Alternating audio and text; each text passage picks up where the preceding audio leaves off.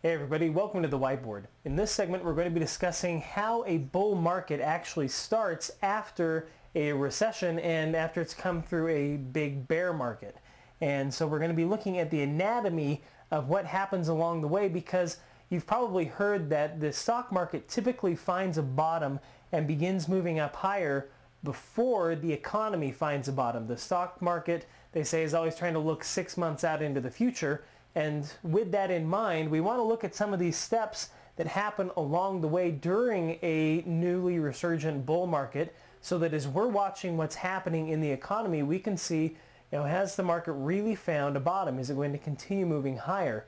So this information was all compiled by Money Magazine, and what they've outlined is the different steps that happen along the way. And you'll notice that the market bottoms and it starts moving up, but it's not until after the market has started moving up that consumer confidence actually reaches its lowest point.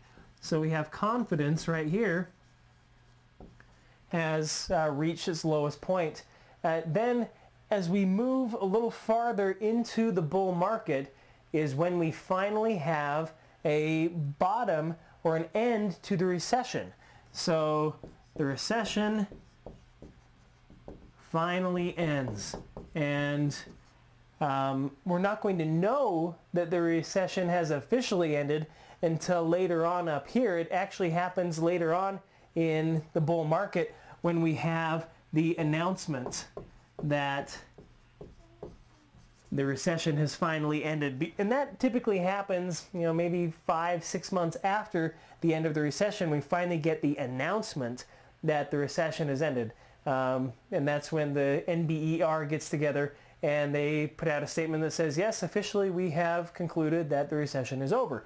Well, along the way, so consumer confidence finds a bottom, the recession officially ends, and then here is when corporate profits finally find a bottom. So we have corporations starting to improve their profits here. Now, as you look at the stock market, you say, well, the stock market is really just a big voting machine about how well companies are doing, and it may seem strange that the bull market started back here and companies finally started turning their profits around way up here.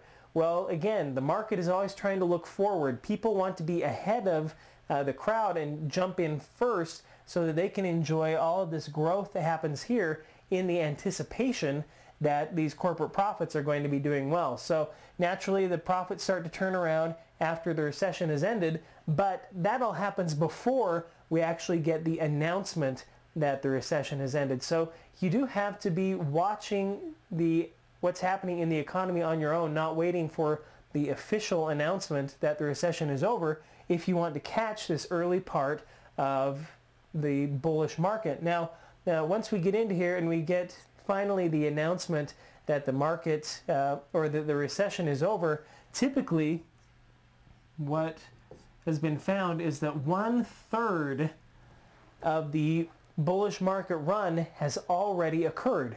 So by the time you get to this announcement, 1/3 of the movement has already taken place. Now, if you have ridden the bear market all the way down and you're just holding on, naturally you're going to be in right from the beginning of the bull market as it turns around and starts coming back.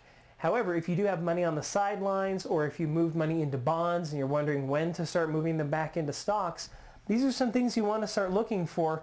Is consumer confidence bottoming. We've seen that happen already.